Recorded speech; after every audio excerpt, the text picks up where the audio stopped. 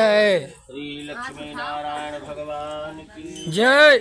प्रथम अध्याय प्रारंभ। एक समय नैमिषारण्य तीर्थ में सौनकाद 88,000 ऋषियों ने श्री सूर्य जी से पूछा कि हे प्रभु, इस कलयुग में वेद विद्या रहित मनुष्यों को प्रभु भक्ति किस प्रकार मिलेगी तथा उनका उद्धार कैसे होगा। इसलिए हे मुनि, कोई ऐसा तप कहिए जिससे थोड़े समय में पुण्य प्राप्त होवे तथा मनवांछित फल भी मिले। वो कथा सुनने की हमारी इच्छा है। सर्वशास्त्र ज्ञाता श्री सूत जी बोले कि हे वैष्णव में पूज्य, आप सबने प्राणियों के हित की बात पूछी है। अब मैं उस श्रेष्ठ व्रत को आप लोगों से कहूँगा जिस व्रत को नारद जी ने लक्ष्मी नारायण से पूछा था और श्री लक्ष्मीपति ने मुनि श्रेष्ठ नारद से कहा था, सो ध्यान से सुनो।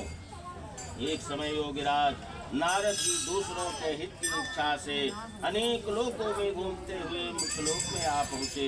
यहाँ अनेक योनियों में जन्मे हुए प्रायाश्री मनुष्यों को अपने कर्मों के द्वारा अनेकों दुखों से पीड़ित देख करके सोचा कि किसी यत्न के करने से निश्चय ही प्राणियों के दुखों का नाश हो सकेगा। ऐसा मन में करके स्तुत करने लगे, हे भगवान, आप अत्यंत शक्ति से संपन्न हैं। मन तथा वाणी भी आपको नहीं पा सकती। आपका आदि मध्य अंत नहीं है। निर्गुण स्वरूप सृष्टि के आदि भूत व भक्तों के दुखों को नष्ट करने वाले हो, आपको मेरा नमस्कार है। नारद जी से इस प्रकार की स्तुति सुन करके विष्णु भगवान बोले, हे मुनि श्रेष्ठ, आपके मन में क्या है? आपका किस काम के लिए आगमन हुआ है? निसंकोच होकर के सुनो, निसंकोच होकर के कहो।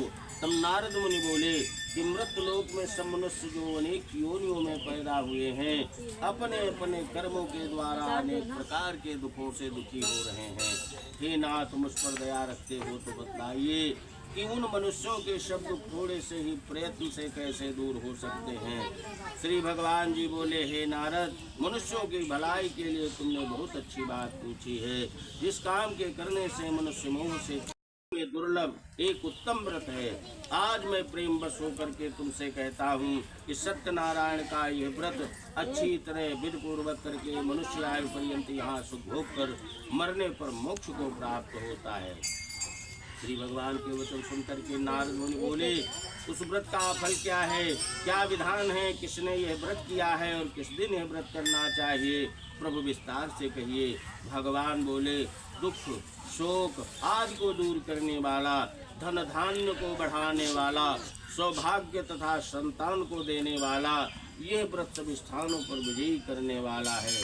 भक्ति और श्रद्धा के साथ किसी भी दिन मनुष्य श्री सत्यनारायण की प्रातः काल एवं सायंकाल के समय ब्राह्मणों और बंधु बांधवों के साथ धर्मपरायण होकर पूजा करे। भक्तिभाव से नैवेद्य केले का फल, घी, दूध और गेहूं का चूर्ण सवाया लेवे। यदि गेहूं का अभाव है तो साठी यानी चावल का आटा, शक्कर अथवा गुड़ ले और सब भक्षण योग्य पदार्थ जमा करा के भगवान को अर्पण कर देवे तथा बंधुओं सहित ब्राह्मणों को भोजन करावे तथा तत्पश्चात स्वयं भोजन करे। नृत्य गीत आदि का आचरण करते हुए सत्यनारायण भगवान का स्मरण करते हुए समय व्यतीत करे।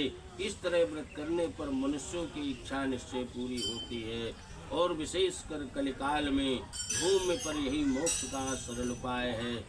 श्री स्कंद पुराणे रेवाखंडे प्रथम अध्याय समाप्तम। सत्यनारायण भगवान की जय। सब लोग हुमसिए चढ़ायो। अरे तुम छाड़ो तो हुआ से नहीं, वेदी याद है तुम हो जो है।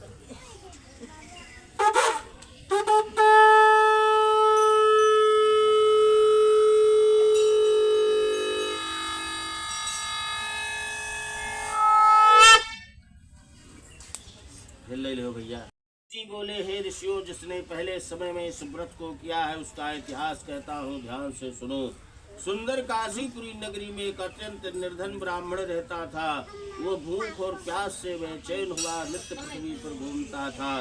ब्राह्मणों से प्रेम करने वाले भगवान ने ब्राह्मण को दुखी देख करके बूढ़े ब्राह्मण का रूप धर उसके पास जा आदर के साथ पूछा, हे विप्र, नित्य दुखी हुआ पृथ्वी पर क्यों घूमता है? हे श्रेष्ठ ब्राह्मण, ये सब मुझसे कहो, मैं सुनना चाहता हूँ।